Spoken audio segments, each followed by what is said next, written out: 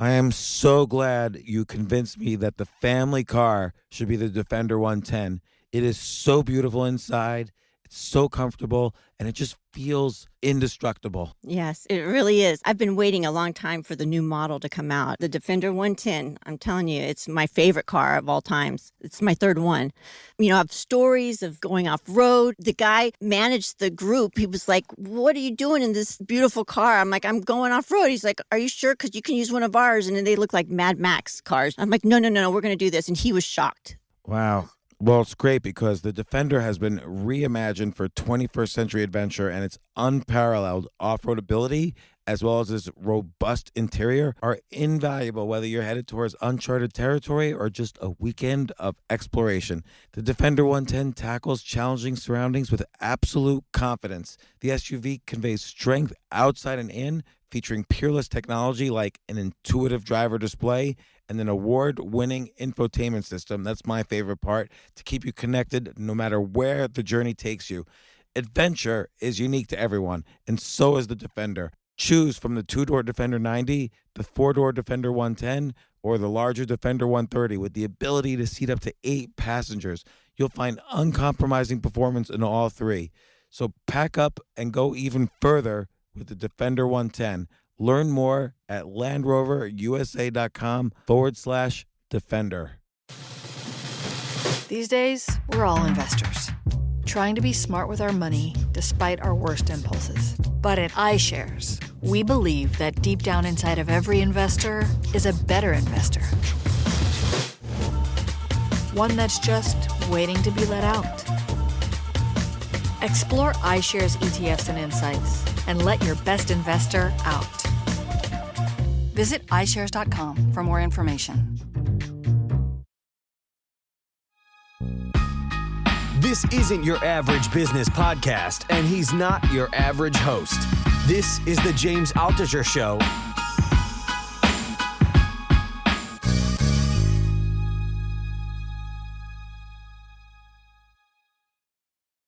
All right, James, I have a question for you. I always want to ask this question. Sure, ask away. I felt like every time I read, it takes me a billion years to finish a book. So like when I start a book, I only read one word and then I'm done. And then like I just can never finish. So Wait, does this incur in only English? Like, how are you when you're reading a book in Malaysian? it's the same in Chinese. There's no language, Malay language or anything? There's, but like I'm not interested in reading in Malay. Somehow I'm more interested in English, reading in English and Chinese.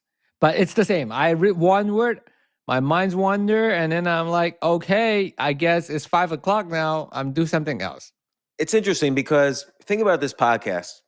We Right. do about 150 podcasts a year, and I've been doing this for 8 years, 9 years, and so it's 8.5 years actually, since January of 2014. Right. On average, every podcast, the author's written one book. Now, sometimes they've written 0 books, and sometimes they've written 3 books. So I'm saying on average 1. So I have to read a couple of books a week to just keep up with this podcast. Plus, I like to read for enjoyment, so I read more than 3 books a week. Now, let me just say as a caveat, I don't think people should speed read. I think it's very important to read the entire book. And for this podcast, 90% of the time, I'll read the entire book, plus do other research for each guest. I think it's really important to get the full details and also to show respect for the guest to read the full book.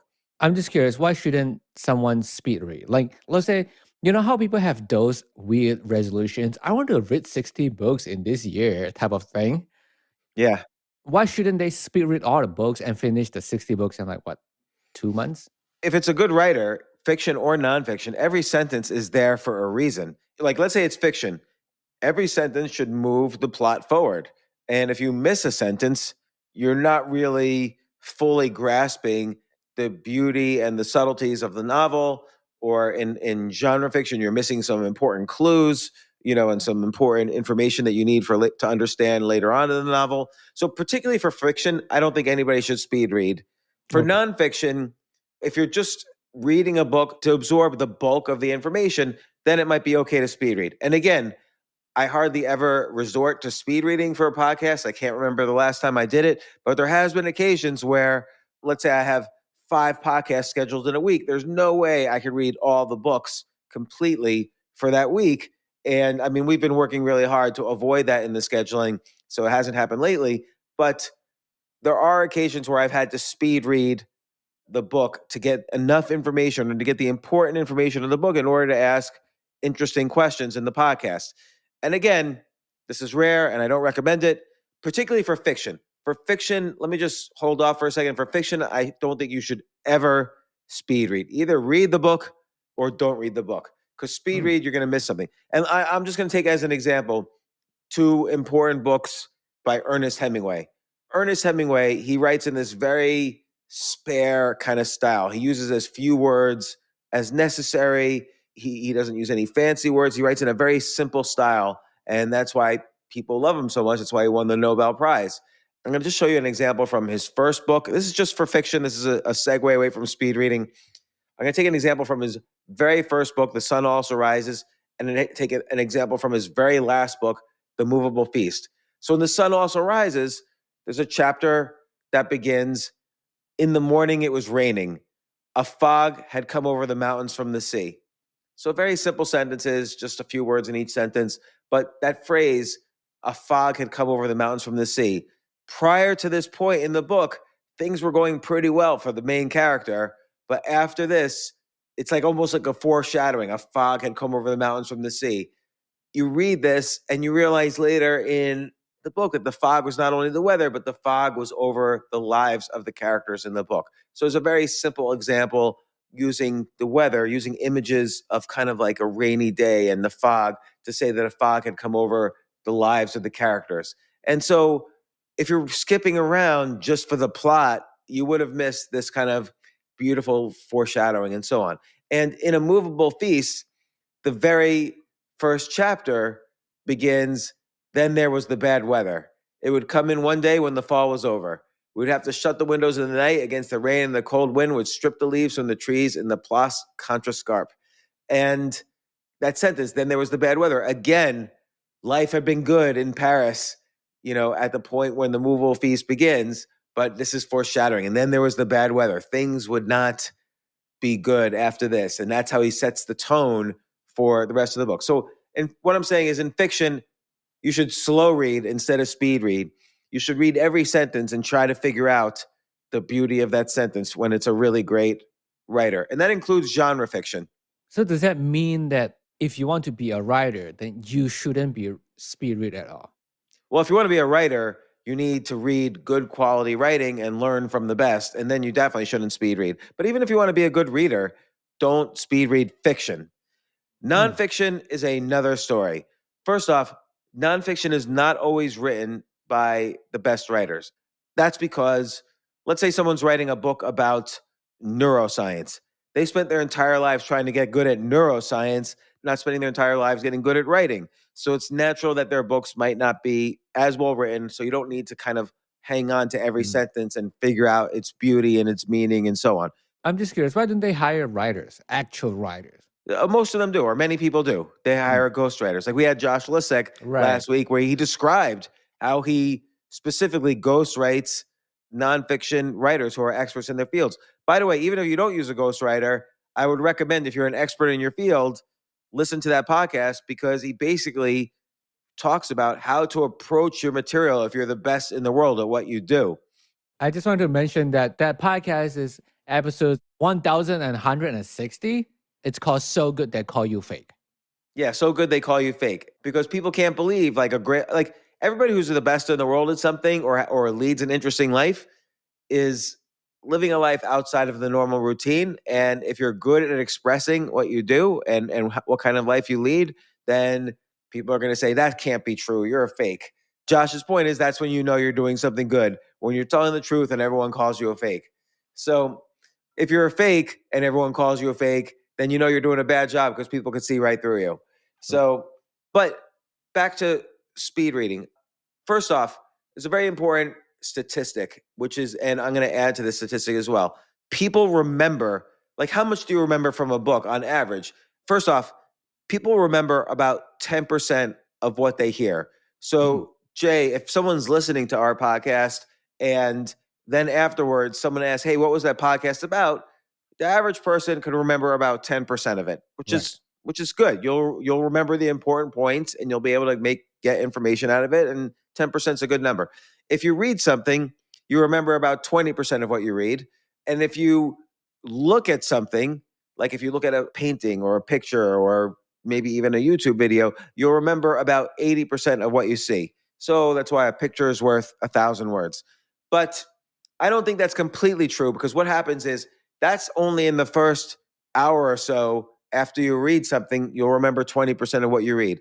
In the long term, unless you remind yourself every day of what you read, what you remember from a book sharply declines. So in the long run, instead of you remember 20% of what you read, you do remember about 2% of what you read in the long run. You read a book today, a month from now, you might remember 2% of what you read. And there's nothing wrong with that either. That's true for everybody. And you're not going to remember a random 2%. You're going to remember the most important 2% of the book that had an effect on you. So even my all-time favorite nonfiction books, in the long run, I'll remember 2% of what the book was about, but it'll be the most important 2%, which is why it's good occasionally to reread nonfiction books that you love. So again, this is about nonfiction, not fiction, because I don't think it's important. I don't think you should speed read any fiction book. You should just read the book. Right. But, I'm just curious, what are the books that you most reread? well, I'll reread fiction books all the time because But there's very few fiction books that are like, let's say in the top, like let's say, I read fiction books not only to enjoy them, but also to learn from them as a writer. Like I want to read the best fiction books and learn from them. And every time I read a great fiction book, then I'm going to learn more, even if I've read it 100 times. There are some fiction books I've read over 200 times just because I learned to be a writer and I get better as a writer. But nonfiction books, I say we have had most of the authors, like Matt Ridley. He's somebody I always reread. The Rational Optimist, The Evolution of Everything. He's been a podcast guest. I often read his books. That's just an example. Ryan Holiday, Robert Greene.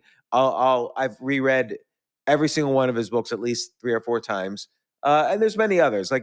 There's some very good nonfiction books out there that I don't want to pick out too many because I don't want anybody to think I've left them off. But I would say most of our podcast guests have written such great nonfiction books that I try to reread them occasionally so I could learn more from them. But let's say we have 6 podcasts we're recording in a week, and each one of the guests have written 2 books, and I've got to read all of them. I'm probably going to, and that hasn't happened to us in at least a year, but I'm probably going to have to speed read some of those books. Now, there are official techniques. I say official because these are the techniques that are taught in schools and stuff. There are techniques to speed read that are known out there. I don't agree with any of those techniques. And my technique for speed reading is very different from the usual techniques from speed reading. So one technique for speed reading is called the pointer method. And this is the most popular method. And the method is essentially use your finger as a pointer while you read and move your finger very fast, because your eyes will tend to follow your finger and you'll read very fast. Or use an index card to cover up the sentences after the sentence you're reading, but you move the index card down very fast and your eyes will follow the index card. And what happens is then your eyes get used to reading 3 or 4 words at a time and absorbing the meaning, and you'll read very fast. Okay, this method is awful. I hate this method. I'm just curious. So I'm sure there's a speed reading contest out there, right? I'm sure there's speed reading competitions or whatever. Probably, and then maybe you're quizzed. And I will say, here's the thing about speed reading is that when the average person reads about, let's call it 240 words per minute. So 240 words is about 2/3 of a page. The average page is like 300 to 400 words in a page. And so again, the average person reads about 240 words per minute, and a speed reader, like a top-notch speed reader, using the method I just described, the pointer method, will read about 1,000. A great speed reader will read about 1,000 words per minute. So about 3 pages per minute. Do they ever burn their finger just reading it that fast? There must be paper No, cut, because right? you don't have to like touch the page. You just use your finger as a pointer Oh, and your eyes, and you practice reading as fast as and so what happens is you chunk the words. gotcha. So if, the sentence says, there have been 46 presidents, the last president is Joe Biden, and instead of just reading that one word at a time, you get used to reading three or Mm, four words at a time because that's how fast the pointer is moving. gotcha. I would imagine like like the champion of the speed reader has like callus on their finger. Only one finger have callus because they have No, to no, you can read use so a fast. pointer or anything, or you can use an index card. But again, I think this is a Right. very bad method, Mm, and I don't agree with it, and I don't think it increases your like the method I'm about to describe is a method I sort of developed on my own right. because I was forced to read so many books fast, particularly when I first started podcasting, and and I got very good at it. But again, I What don't like to do it, but I got good at it. what is And it bad using the pointer? because I don't think you actually learn more, and I Mm, think it's also very stressful. Like imagine like you're constantly feeling like stressed. Oh my god, I have to keep up with the pointer. I have to keep up with the pointer. So I gotcha. think actually you learn and remember less from the book when you speed read. And the method I'm about to describe, you could potentially even learn more than 20% from a book. They said again, the average reader learns about 20% of what they read. I would say I learned more like 30 or 40% the first time through. Again, my memory will degrade just like anyone else's after I've read the book and a couple days go by or a couple weeks go by. I'll go down to what everybody goes down to, which is about 2%. And but with my method, I figured out that I actually in the short term learn a lot more. And if I spend even a little bit more time in the very, very short term, I'll learn up to 50% of what's in the book, which is more than enough to do a podcast with the information.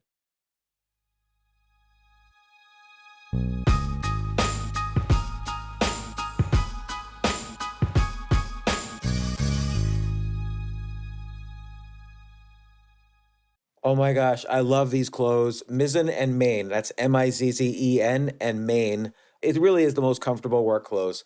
Travel clothes. I had to travel this whole week. I'm traveling for a week and a half, and I just took Mizzen and Main clothes with me. Close out 2023 in style with comfortable, breathable, packable, and machine washable pieces from Mizzen and Main. As you wrap up your year end goals, enjoy a Mizzen and Main dress shirt that you can wear confidently. I like that they've very, very just nice, solid colors. I don't really like to get all fancy in patterns and everything, although they do have some pattern shirts, but very comfortable clothes, stretchable pants. It's just super comfortable, but they look professional and you can wear them casually or professionally. I like some of their flannel shirts or untuck shirts. I love untuck. I never tuck in. So again, whether you're shopping for a special someone or giving yourself the gift you really want, I just buy myself gifts. Mizzen and Main is the perfect gift for any guy who works, travels, and or cares about looking and feeling great. As you could tell by my many photos across the internet, I care about looking fantastic. I'm practically a model. And let's be honest, every guy loves to look great. So again, shop now at mizzenandmain.com and save 20% when you spend $130 or more using promo code James. That's promo code James at Mizzen and Main, Mizzen and Main.com.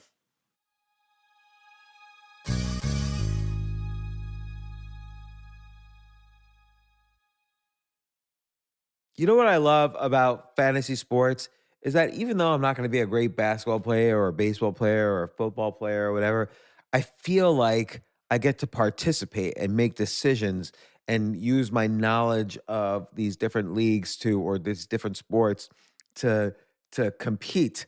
So it's like I can pick my team or I can pick my favorite players and I could use my knowledge to make predictions and maybe even make money.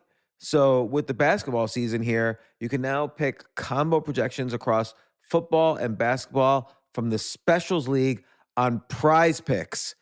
This is a league created specifically for combo projections that include two or more players from different sports or leagues. Want to play alongside some of Prize Picks' favorite players like rapper Meek Mill and comedian Andrew Schultz, who's also been a guest on this podcast, and I've been a guest on his? You can now find community plays under the promos tab of the app to view entries for some of the biggest names in the Prize Picks community each week. Look, Prize Picks even offers a reboot policy so that your entries stay in play even if one of your players gets injured. For football and basketball games, if you have a player who exits the game in the first half and does not return in the second, that player is rebooted. Prize Picks is the only daily fantasy sports platform with an injury insurance policy. What? So I love playing it. I love anywhere where I can use analytical ability with my interests to demonstrate some skill and maybe make some money. And I like the game-like aspect. I do wish they had chess as a category on prizepicks.com, but I'll settle for what they've got. Maybe I should make my own fantasy chess league. But in any case, I love Prize Picks. Go to prizepicks.com/James. Use code James for a first deposit match up to $100. That's the easiest $100 you're ever going to make. So that's prizepicks.com/James and use code James. Daily fantasy sports made easy.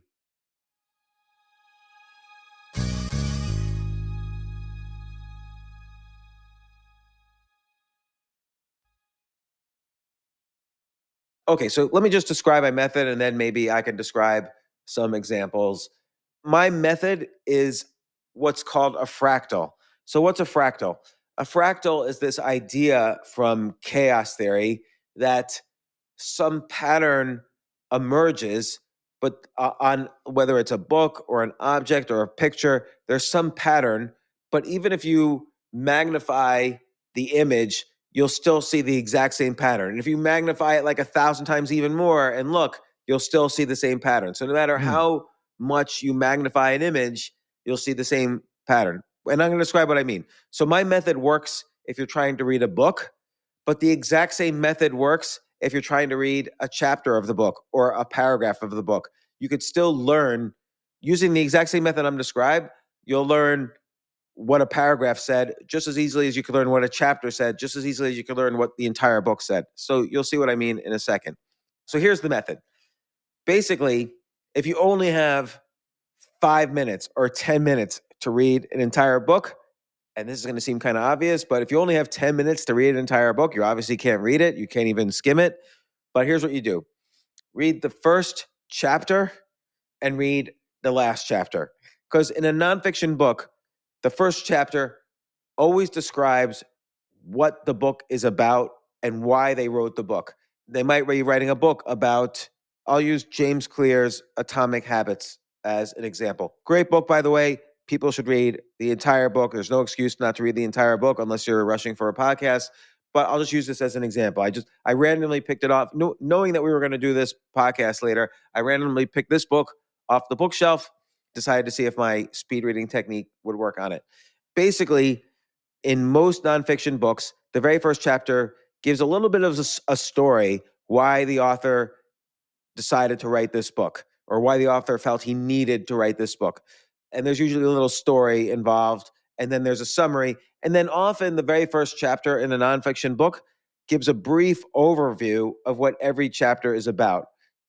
So they pretty much already spoiled the book before you read the book. Not spoil, like they'll say something like, in the book Thinking Fast and Slow by Daniel Kahneman, and this is essentially the book which helped him win the Nobel Prize in economics. So he'll say in the introduction, the first chapter, this book is divided into 5 parts. Part 1 represents the basic elements of blah, blah, blah. Part 2 updates the study of blah, blah, blah. Part 3 does this. Part 4 is this. Part 5 is this. So basically in Daniel Kahneman's book, Thinking Fast and Slow, the introduction talks about his background a little bit. He talks about how people make very easy mistakes sometimes. So why do they make these mistakes? And what's the difference between thinking fast and thinking slow? Basically, in chapter 1, he talks about there are 2 systems of thinking. System 1 operates automatically and quickly. System 2, for more difficult thinking activities, it allocates attention from different parts of the brain. It allocates resources from different parts of the brain to focus on the problem. And this is more difficult thinking. System 2 is slower thinking. System 1 is fast thinking. And then he gives examples. A System 1 example, answer to 2 + 2 = and your intuition kicks in. You instantly think 4. But system 2 might be, what's 17 times 24? Then you have to kind of use more resources and more energy in the brain. So that's system 2 thinking. System 1 thinking, if you have to answer which object is more distant than another object. It's very fast. Oh, that tree in the distance is closer, that chair in my office. And so that's system 1. System 2 is, fill out a tax form. That's system 2. Like, you usually have to think about it. It takes more time and so on. Sometimes when system 2 happens, the whole point of the book is it takes shortcuts called cognitive biases, or like with illusions, we use kind of shortcuts to determine. We don't take out a ruler and measure 2 images to see which one's bigger. We use shortcuts, and sometimes we're fooled by optical illusions because the cognitive bias is taken. So you read the first chapter, and then you read the last chapter. So the last chapter is obviously usually a summary or a conclusion of everything you read. And it might have a story as well, or it might refer back to other stories. So that's it. If you just read the first chapter and the last chapter of a book, like the last chapter of Thinking Fast and Slow. By the way, Thinking Fast and Slow is almost 500 pages. It's in some cases a complex book. In some cases, it's a little easier to read, but it's written by academics, so it's more complex than easy. If you just read the first chapter and the last chapter of Thinking Fast and Slow, and you're at a cocktail party after work, and anyone asks, "Hey, did anyone hear?" Someone's trying to brag, they say, "Did anyone hear Thinking Fast and Slow by Daniel Kahneman?" You could always say, "Oh yeah, I read it." System 1 versus System 2 thinking, and you could describe very easily what System 1 and System 2 is. You could talk about different cognitive biases. You could give examples. Let me ask you this, James. Does that work on biography though, or like a history type of nonfiction? Absolutely, because a history will still have an introduction, like why this period in history is important, and it'll also have a conclusion, which is what did you learn, summary of the big things you learned. Don't forget, a history book is usually just not chapter 1, this happened, chapter 2, then this happened, chapter 3, then this happened. There's usually a reason why they're writing a history book. Like, let's say a book is about World War I. It's not going to just be a history of World War I. It'll be World War I set the stage for America to become the dominant superpower of the world for the next 100 years. So there'll be an introduction which describes World War I and the major events of World War I that catapulted the U.S. to being a dominant superpower. And then the conclusion will go over those major events and why they made the U.S. to be a dominant superpower. And so, yes, you can get the gist of most biographies and histories. I can't say 100% because I haven't read 100% of the books. Hold on a second. Let me get like a biography and I will tell you I'm going to pick a random biography. Hold on. This is the house of a writer, right? Like writer and reader. You can just like, hey, let me pick out random thing real quick. Let me pick out random books real quick. Yeah, although back in 2015, when I threw out all my belongings or got rid of all my belongings, I also got rid of all my books. So it's just in the past year since I got this new house that I've been rebuilding my books. But I picked out randomly a book that was right behind me, Jay Shetty's book, Think Like a Monk. So Jay Shetty essentially wrote a sort of memoir of his experiences and what he learned as a monk. The book is over 300 pages long. And I never read it because I got it in anticipation. I've been on Jay's podcast and I thought maybe Jay would come on my podcast, but he didn't really do that many podcasts when the book came out and whatever. It never happened. Okay, I'm looking at, so I've never read this book. So I'm looking at the very first page and it says, when I was 18 years old, in my first year of college at Cass Business School in London, one of my friends asked me to go with him to hear a monk give a talk. I resisted. Why would I want to go hear some monk? And then he says, third paragraph, I often went to see CEOs, celebrities, and other successful people lecture on campus, but I had zero interest in a monk. I preferred to hear speakers who'd actually accomplished things in life. Okay, so just from these 3 paragraphs, what have we learned? Well, Jay, you tell me, what have we learned in these first 3 paragraphs? He only listened to people that are successful, and then he has some sort of judgmental mind that like he think that monk's not successful, and eventually he's gonna be monk because that's how like usually story plays out, right? Well, the book's titled Think Like a Monk. Yeah. So we assume at some point he learned to think like a monk. Whether he Right. became a monk or he interviewed monks, we technically don't know that yet if we don't know anything about Jay. But there's a lot of things I will point out about these first 3 paragraphs. First off, you have to respect when a good writer writes something, every sentence is important. As Kurt Vonnegut once said, every sentence must either give you more information about a character or must move the plot forward. So we know he's 18 years old, so he's fairly young. He's at the Cass Business School. So that tells me a lot. He wants to be a businessman. He wants to be rich. So he went to business school instead of some other kind of college. In the second line, it says, I resisted. Why would I want to go hear some monk? So now we know 2 things from that. One is we think about the arc of the hero. So in the arc of the hero in the very first section is reluctant to go on an adventure. So Luke Skywalker is reluctant. He wants to explore space. He wants to be a pilot in space. But his uncle tells him, you have to work on the farm another year at least. So he's reluctant to go on and then Obi-Wan Kenobi says later to him, you have to go save the Empire or rescue the princess. And he says, I can't do that. He's reluctant because I've got to help I promised my uncle. So every hero is a reluctant hero at first. So Jay Shetty is saying, I resisted. Why would I want to go hear some monk? And he describes even further. He likes to see CEOs, celebrities. He defines success by money or fame. He uses the example of CEOs and celebrities. What CEOs usually have money, and they're usually leaders of some sort, and celebrities are famous. That's why they're celebrities. And then he even further underlines it. He had zero interest in a monk. And then he further underlines it, doesn't think a monk accomplished anything. He says, I prefer to hear speakers who actually accomplish things in life. And so you learn a lot from the first 3 paragraphs. So now what I also can guess from these first 3 paragraphs is obviously he's wrong, okay? Because the arc of the hero usually turns the opposite of reluctant later. Right. So we have to assume, based on the title and these first 3 paragraphs, that he's going to completely reverse his opinion about monks. And then his friend persisted and finally said, as long as we go to a bar afterwards, I'm in. But he says, but that night, as I listened to the monk talk about his experience, I fell in love.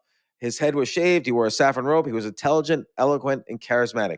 So, and he says he spoke about the principle of selfless sacrifice. When he said that we should plant trees, I felt an unfamiliar thrill run through my body. I was especially impressed when I found out he'd been a student at IIT Bombay, which is the MIT of India, nearly impossible to get into. He traded that opportunity to become a monk, walking away from everything that my friends and I were chasing. Either he was crazy or he was onto something. So I almost don't even have to read any more of the first chapter. I know what this book is going to be. We're not talking about super speed reading. We're just talking about speed reading. So if you continue reading this first chapter, and I'm just kind of now moving along, I see he has examples of Matthew Ricard, who's labeled the world's happiest man, was a biologist, and then he became some sort of monk. Again, I'm not trying to speed read right here, but he became a Buddhist monk.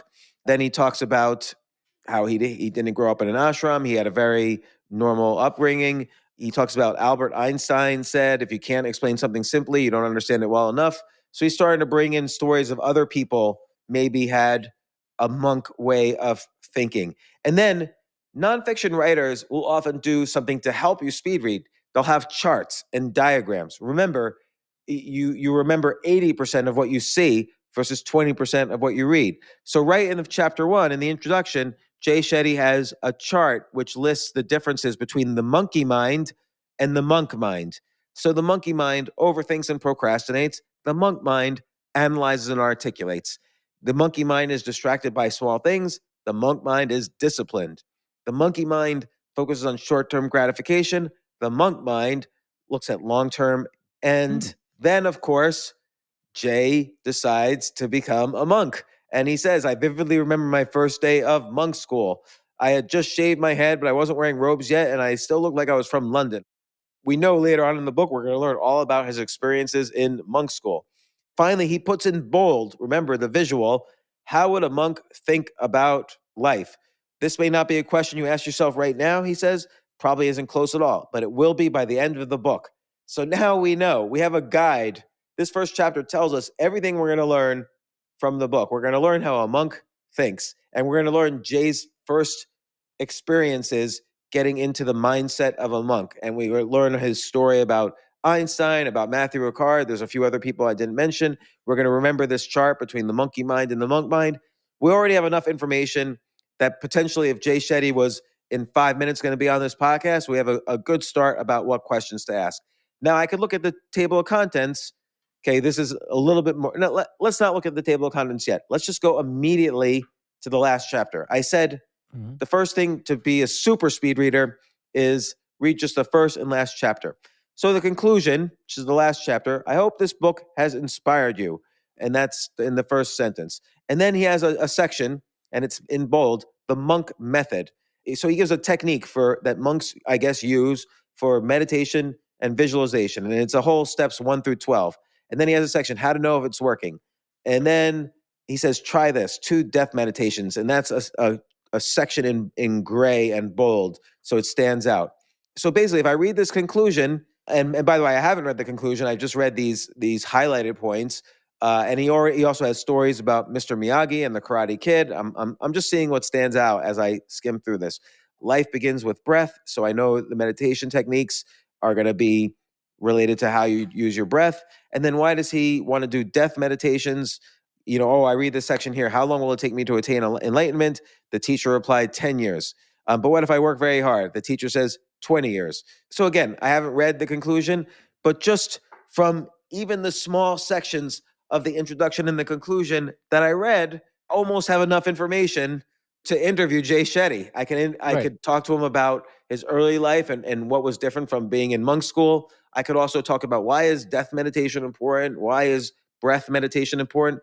By the way, if I wanted to not read anything else in the book, have a really great interview with, let's say, Jay Shetty based on this book, I'll look at the back cover.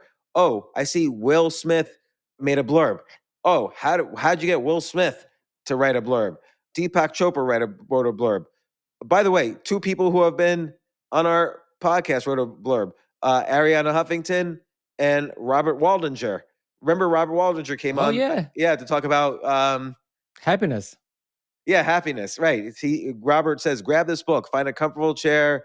Jay guides us with warmth and clarity on a path to greater joy and purpose. So you learn a lot about the book from what these people are saying were the important things to them.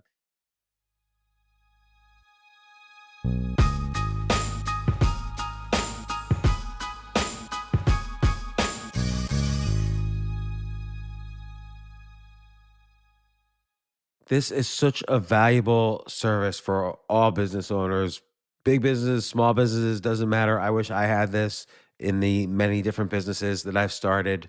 Sometimes it seems like your business is humming, but then suddenly you don't understand it. You're starting to fall behind. You're not understanding where your costs are, where your revenues are, where your payments are. Teams are buried in all sorts of like BS work, and you can't seem to close the books. So you need like one dashboard, one source of truth. I'm jealous of this business, NetSuite from Oracle, of course, NetSuite by Oracle. I wish I'd come up with this idea. It's a brilliant concept to have all your business intelligence on one dashboard.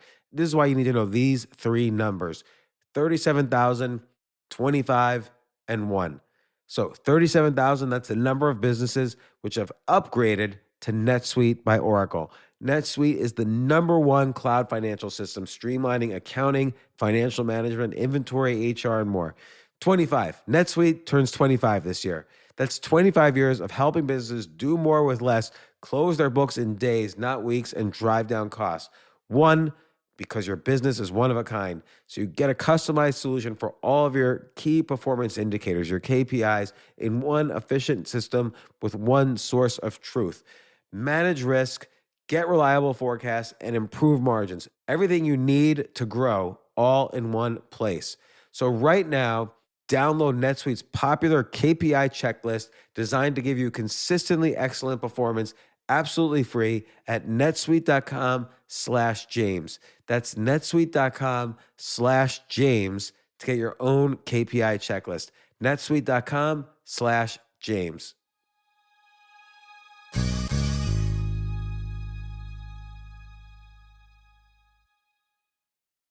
the future of learning is definitely online. Like, it's such BS that you have to spend $200,000 or take $200,000 in loans and go to some fancy school when it's useless. It doesn't guarantee you a job. Most employers, including me, do not care about degrees or grades or anything like that. We want to care that you love what you're doing, that you know what you're doing, in some cases that you have experience or that you're willing to learn. But people in general love learning and are curious. Like, the key to success is curiosity. And I think masterclass.com is the perfect model for online learning. I'm really happy they're sponsoring this episode. If you're going to give a gift, give the gift of learning. Masterclass makes a meaningful gift this season for you and anyone on your list, because both of you can learn from the best to become your best, from leadership to effective communication to cooking.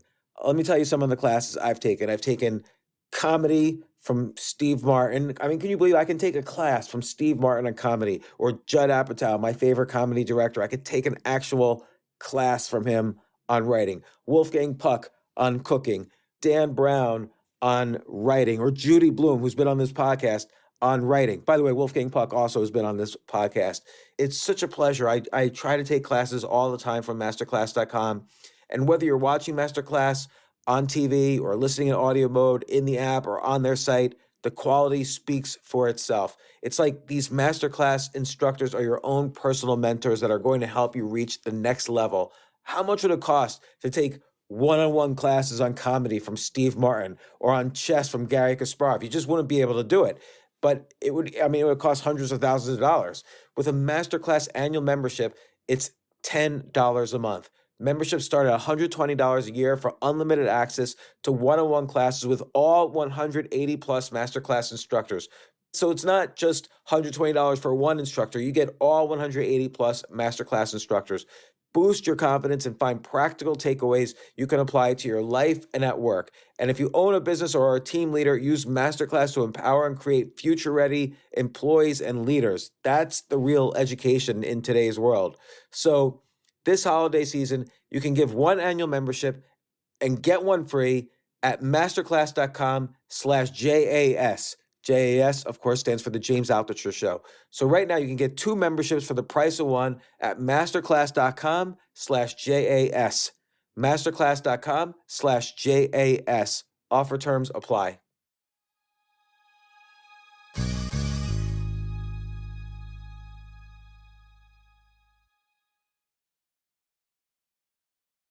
Let me ask you this. So, like you said, the first chapter and the last chapter, and then you fill in the blank, sort of, right?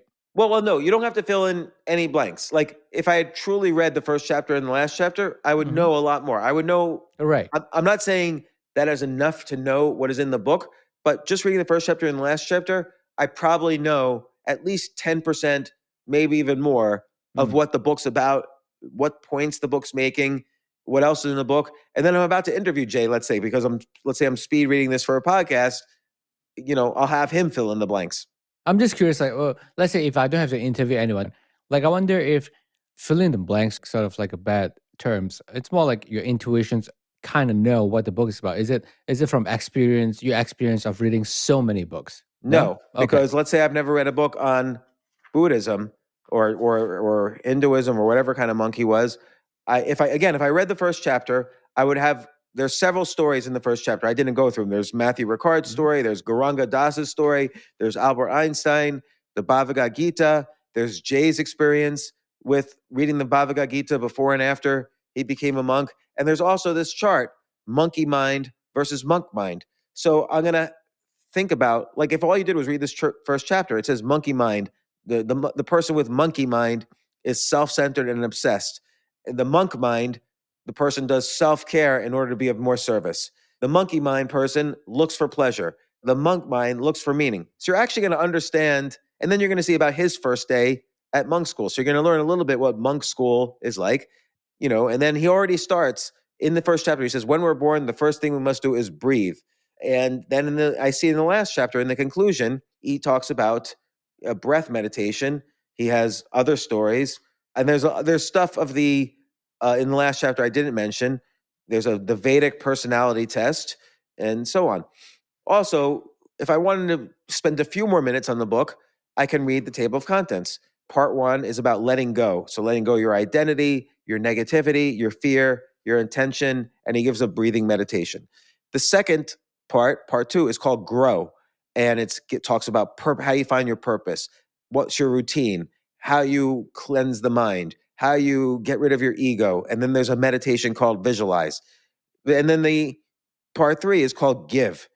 Gratitude, relationships, service. So from all of this, if you truly read, and again, I'm only summarizing the first chapter. I didn't read it. I'm only summarizing the conclusion. But even with what I just described to you about the first chapter, the last chapter, and the table of contents, you already have a sense of what the book is about. You probably know about 10% of the book, maybe even 15%, which is close to what you would know about the book even after you read the whole thing. So Right. now this is part 1 of speed reading. If you only had 20 minutes to get, if you want, let's say you're going to, okay, this is what I am ashamed to admit. This is what I used to do all the way back in, like, let's say 2009. I'm about to go on a date with somebody and I look up what their interests are on Facebook. I would go to the bookstore and I would, if all I did was pick out 5 books about their interests and read the first chapter and the last chapter of the table of contents, and maybe even skim through and find a story in the middle that I could quote, then boom, I could talk about their interests almost as if I've read the entire book. They wouldn't be able to tell if I've read the entire book or not because it's normal for people to forget parts of the book. And or if I was going to a cocktail party and people were talking about being a monk, I could already talk about, at least cocktail party level, Jay Shetty's biography of what he learned, how he became a monk, and learning to be a monk. Now, if I wanted to be a little bit more sophisticated, and I haven't spoken about the fractal aspect yet, but if I wanted to be a little bit more sophisticated, of course, read the table of contents. But it's good to look at the acknowledgments, actually, when you speed read, because then I know, how these different people helped him. So he thanks, for instance, the Oxford Center for Hindu Studies, and specifically Shanaka Rishi Das, for assisting in verifying our sources and credits. Thank you, Laurie Santos, for her kindness in connecting me with research on monks by some of the world's leading scientists. So this may or may not give me information, but for instance, I know Laurie Santos teaches the very famous course at Yale about happiness. And so I know that part of his quest towards becoming a monk was that he became a happier person, most likely. And also he thanks the Dalai Lama. So he says he basically thanks the Dalai Lama for meeting him, and so on. And then here's another thing I will look at. I'll kind of just open up randomly to the middle of the book and I'll try to find one story. So like on page 117, there's a story, Joseph Campbell. We just quoted the Arc of the Hero, which was developed by Joseph Campbell. And growing up, Joseph Campbell had no model. This is what's on page 117. Growing up, Joseph Campbell had no model of a career that fit his diverse interests. As a child in the early 1900s, he became fascinated by Native American culture and studied everything he could about it. During college, he became entranced with the rituals and symbols of Catholicism. While studying abroad, his interest expanded to include the theories of Jung and Freud, and on and on. So what basically, and I'm just skimming along here about Joseph Campbell, but why would he write about Joseph Campbell in his quest to become a monk and then describe what he learned becoming a monk? First off, what Joseph Campbell discovered was that whether he was looking at Native American culture or Jung and Freud or Joseph Campbell's interest in art or Joseph Campbell's interest in religion, what Joseph Campbell noticed was that every kind of storytelling, whether it's religious or from psychiatry or from art, they all have the same structure. So if I was talking to Jay, I would say something like, talk a little bit about the relationship between all stories and how Joseph Campbell discovered the arc of the hero in all stories and how it applies to being a monk. That would be an interesting thing to see how Jay connects being a monk to how all religions developed and even how art developed and how theories about the mind developed. So if you just kind of skim over a few stories on random pages, you're going to even have more information about the book. So if you're at a cocktail party later and you want to prove you read a book, You could say, oh, on page 117, when he talks about Joseph Campbell, he figures out how, what he found from being a monk, you can find in every religious tradition. It's common to all man, just like the arc of the hero is, and on and on. So that's the very basic. If you only had 10 to 20 minutes to read a book, this is speed reading. So a speed reader, if you use the pointer method I described earlier, a speed reader can read 1,000 words a minute. But using my method right now, and knowing the fact that the average person only remembers 10 to 20% of a book, you could speed read 60,000. This book here, it's like 300 pages. This book here is about 80,000 words. So you could speed read 80,000 words essentially, just using the simple technique I just described. Now, there's one more step, which is this idea that's a fractal. So I'm going to turn to a random chapter. And so what I mean again by fractal is that I could read the first chapter of a book and the last chapter of a book, and I could tell you essentially what's the book is about, what the conclusions of the book. And then, by the way, if I read the table of contents and I focus on the highlighted parts in the chapters I read, then I'll even be able to tell you more about the book. But now I'm going to open up to a random chapter here, chapter 5, purpose. And so how do I speed read this chapter? Let's say I don't want to read the whole chapter. It's, let me see how many pages it is. It starts on page 93. It goes to page 120, 122. So it's almost 30 pages. So here's how you speed read a chapter, a 30-page chapter. I would read the first 1 to 3 paragraphs, and I would read the last page, the last 1 to 3 paragraphs. And so again, that is just as powerful as reading the first chapter of the book and the last chapter of the book. If I want to know, so this chapter's purpose and his first paragraph, roughly, I'll just skim it. Being a monk looks like it's fundamentally about letting go. Like you shave your head, you strip away all distractions, you give away your things, you wear robes. It's not just about letting go. He says, second paragraph is, we spent our days in service. In the course of the service, we weren't supposed to gravitate to our favorite ways to serve, but rather to help out wherever and however it was needed. You do chores, you do cooking, cleaning, gardening, meditating, caring for the cows, studying, praying, teaching. So, now I understand that a monk is not just about surrendering your old life and going into this monastic kind of life, but it's also about service. And so since the title of the chapter is purpose, I'm assuming that service is going to somehow lead to purpose. And then in the third paragraph, he says, look, it becomes clear, though, that each of us had natural affinities. One monk might be drawn to tending the animals. Another might take pleasure in cooking. Another might get great satisfaction from gardening. So, why do we have these natural affinities? And I'll go to the fourth paragraph here.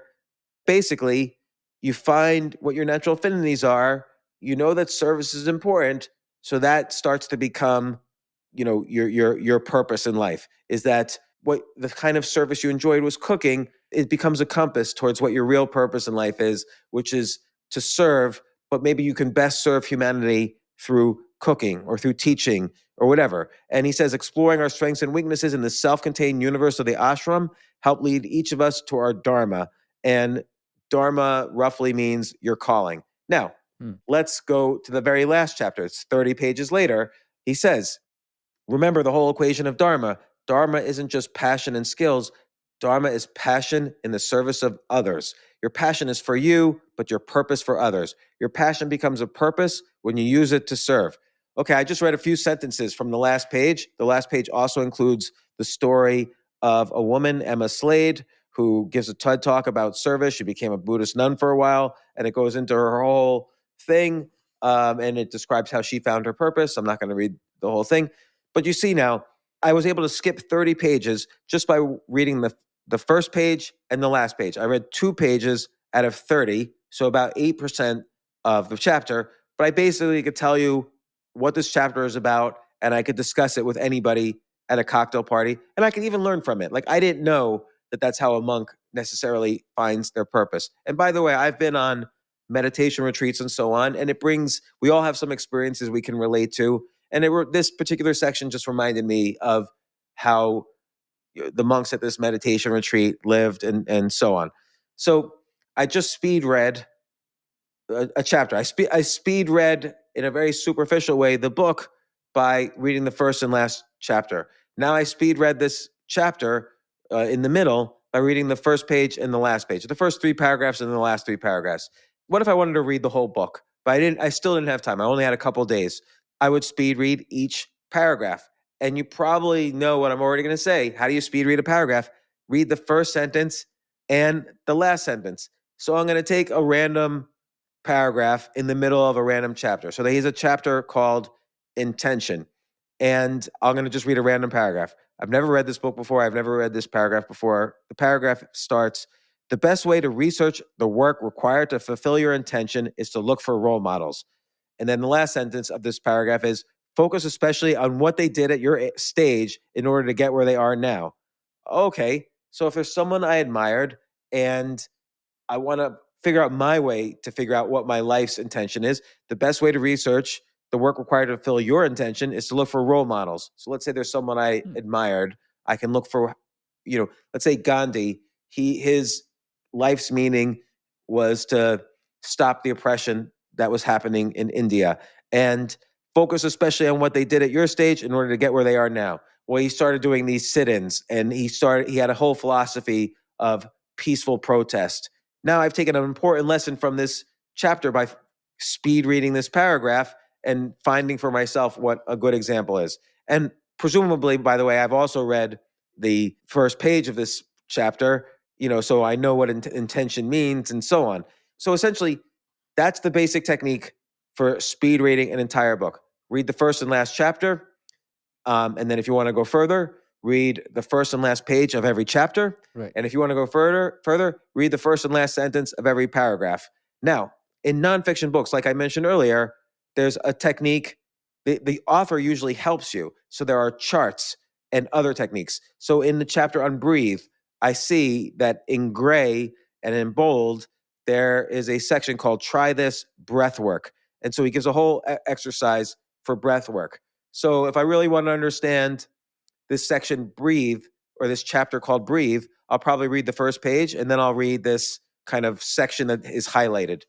Here's a chapter on fear, and he says, try this, rate your fear, and that's highlighted. So essentially, just then, we didn't even read the first and last chapter. We didn't even read the chapter on purpose, but already we probably know enough about this book that we just speed read 80,000 words in a few minutes. And I wasn't even really speed reading. I was just kind of skimming the parts, just show as an example what kind of results speed reading could give. But now I know enough. I understand a little bit about what it's like. It sounds ludicrous to say, but I know a little bit about what Jay Shetty learned on his quest towards being a monk. I learned why he decided to become a monk, more or less. I learned about breath work. I learned about finding your intention and finding your purpose in life, all from you mildly using this speed reading technique. And it works. Now, if I really wanted to enjoy this book and get all the information, I would read the entire book. But if I had to go to a cocktail party with Jay Shetty in 15 minutes, maybe I would use this technique. Or if I had to do a podcast with him and I forgot to read the book, maybe I would use this technique to do that. I'm just curious. So do you find it, I don't know if you ever done this, like, do you find that you retain more information after you speed read a book and then you go back and reread it again? Well, first off, when you speed read, by the way, you might even remember more than if you've read the book. And why is that? Because you only have to focus on 10 things as opposed to 200 things. There might be 200 great points that Jay makes in the book, and then you might forget some of them. But I'm pretty sure right now I could tell you 100% of the points that I just, by quote unquote, roughly speed reading this book. Right. So it could be the case that you remember more. But again, if you're very excited about a subject and you read the whole book and it's very inspirational to you, you might read more. But no matter what, short-term memory degrades. And the only way it goes from short-term memory to long-term memory is if you repeat, meaning you read it over, or maybe I listen to my own podcast that I did with him, or if I love the subject, I'm more likely to form myelin, which is thicker connections between neurons. I might form a thicker connection between the neurons about this topic by reading this book because I love the topic, hypothetically, if I love the topic. Memory is really more about repetition, and how much you love something. And then you're more likely to remember more. But in this case, because when you speed read, you don't have to remember as many things. I'm more likely to remember the fewer things I read rather than reading the whole book, particularly if I'm not interested in a topic. Right. Let me ask you, can you speed read the article? Like if you use the same technique with the article, does it work? Well, let me ask you that question. How I describe speed reading, can I speed read an article? I think you could, but like I felt like article has like a lot more. So let's say if it's not academic, like let's say if it's a newsletter article, they will have random stats in there. Like, so does that mean like take your technique, you just break it down to a smaller scale, treating one article as in like it's whole book, and then just focus the Well, first. an and article last? might be like a chapter in a book. Here's the speed reading technique for an article. Read the first paragraph, read the whole first paragraph, read the whole last paragraph. Maybe read the second paragraph too. I don't know. Or maybe read the second to last paragraph as well. It depends on how the article is. Then what's the next speed reading technique? Read the first sentence and the last sentence of every paragraph in the article. And read anything that's highlighted. So I guarantee you, if there's a statistic and it's important, it'll be highlighted, or it'll be in the first sentence or the last sentence of a paragraph, or it'll be in the introduction or the conclusion of the article. So yes, you can absolutely speed read an article. I'm looking at the website for the Atlantic magazine, okay? And I'm going to pick a random article. It's about some 60 Minutes correspondent named Lara Logan. And the first sentence is, Lara Logan was once a respected 60 Minutes correspondent. Now she trades in conspiracy theories that even far-right media disavow. What happened? So now I know a lot about what this article is about. It's about someone named Lara Logan, who was a 60 Minutes correspondent. Now she's big into conspiracy theories. Oh, I can't read the end of the article because you have to be a member, you have to be a subscriber to the Atlantic magazine. But I'm assuming by the end of the article, the last paragraph, it's going to be a conclusion like, oh, this is how she became a conspiracy theorist. Right. That's basically it. The answer is yes. You could speed read an article the same way. And again, don't forget, in an article, I wouldn't just read the first paragraph and last paragraph. I would also read the first sentence and last sentence of every paragraph. Note in the Jay Sherry paragraph that I read, when I read the first sentence and the last sentence, it almost sounded like a complete paragraph by itself. All right. The paragraph was a big paragraph. There were many more sentences, but I didn't have to read any of the other sentences for you to understand completely what that paragraph was about. I think that was in the purpose section. You know what? Because he didn't take your writing course. He didn't write a whole passage and then take out the first paragraph and last paragraph and see if it makes sense. Right, because then you avoid the people who are trying to speed read too. They have to read the whole thing. Now, you leave them on cliffhangers. It's a better way to leave them on cliffhangers, so they have to keep reading.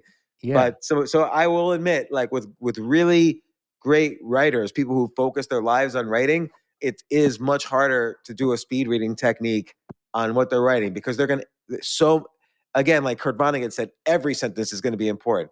This is why you do not rely on any speed reading technique for fiction.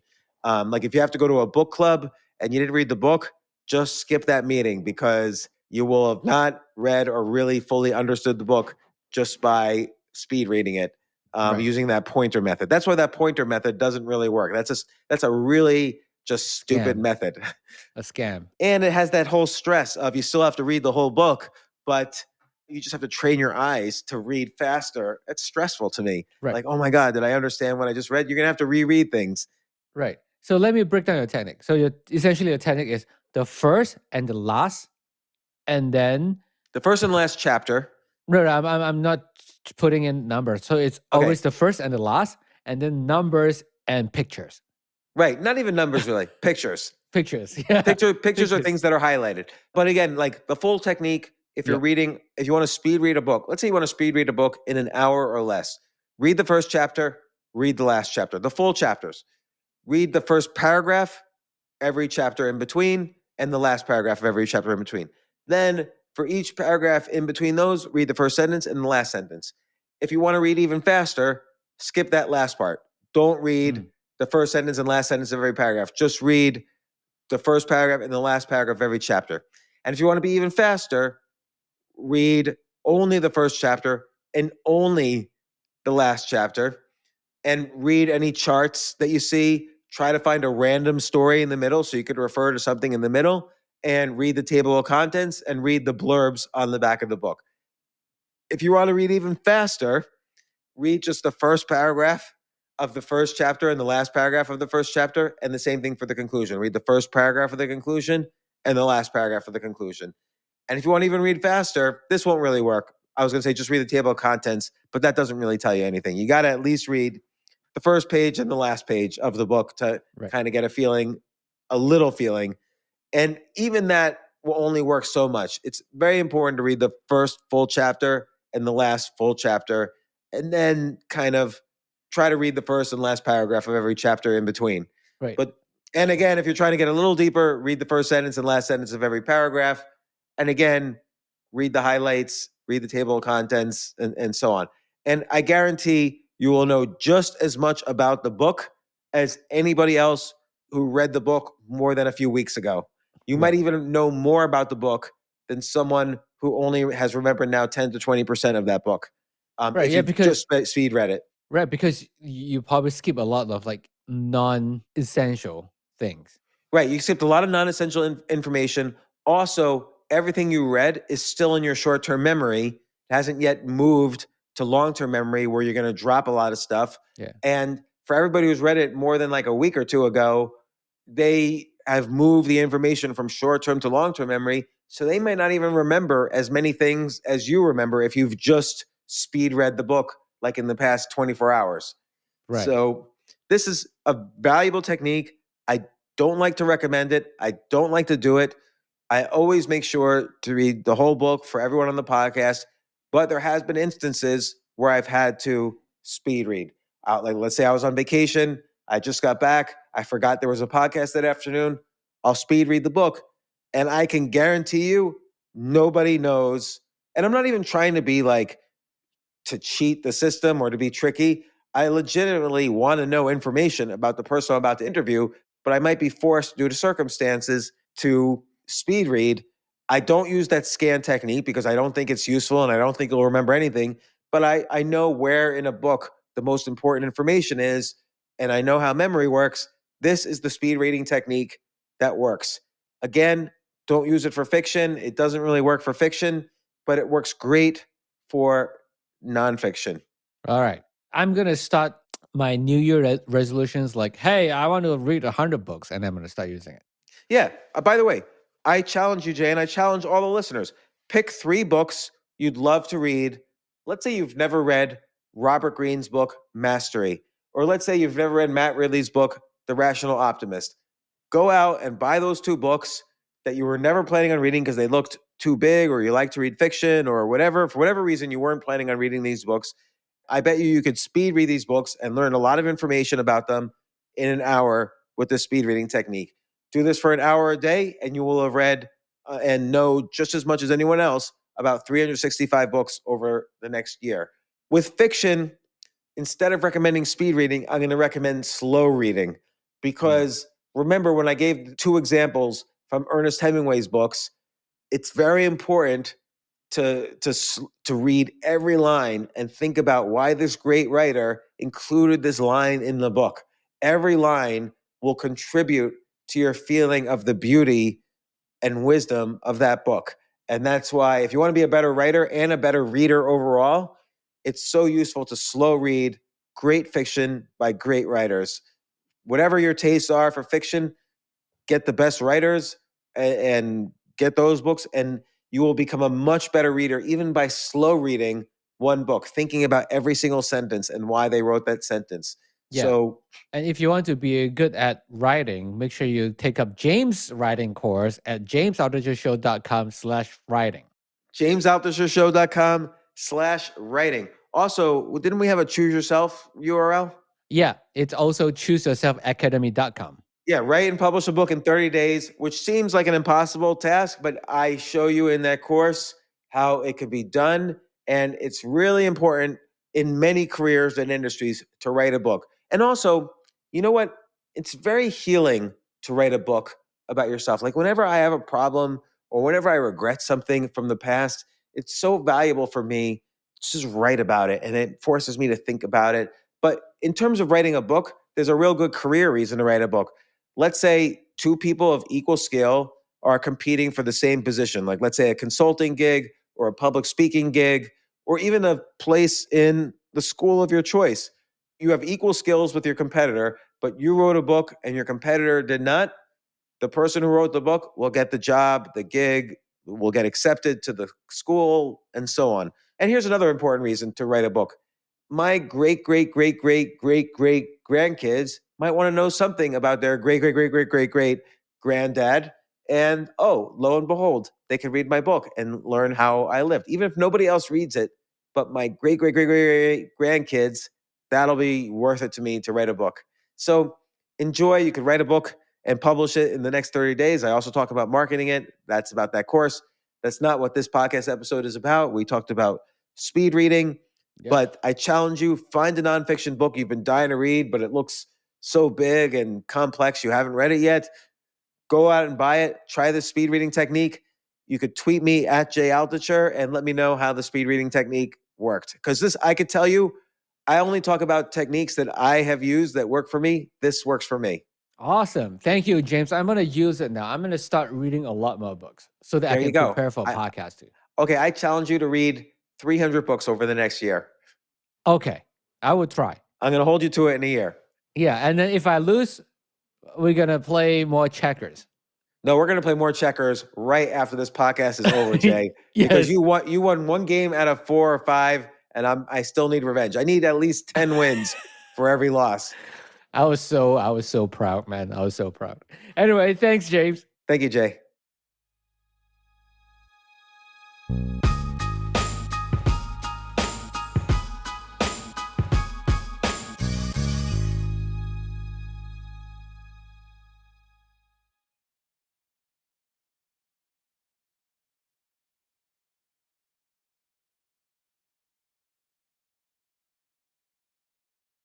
Te presentamos a Laura. Laura dice que no tiene que cambiar su vieja prescripción de lentes porque ella ve muy bien. Más que no tengo todo el tiempo, mucho menos en época de fiestas. Laura, ¿puedes leer ahí donde dice las mejores marcas de monturas a los precios más bajos en Walmart? Claro. También dice, se aceptan la mayoría de los planes. Se aceptan la mayoría de los planes. Como dice el dicho, no hay mejor tiempo como el presente. Ni mejores monturas. Bienvenido a un cuidado de visión más fácil. Bienvenido a tu Walmart. Se aplican restricciones. Visita walmart.com para más detalles. If you've ever dared to write your own story, listen to this one. Listen to how a girl named Emily pursued a career in STEM when it stood for sorry that everyone's male. Listen to how she believed more, achieved more, because she was willing to hacer more. If I tell you that you can do what Emily did, listen, but know that you can do even more. Go further by becoming a McDonald's Hacer National Scholarship winner just like Emily. Apply at mcdonalds.com/hacer.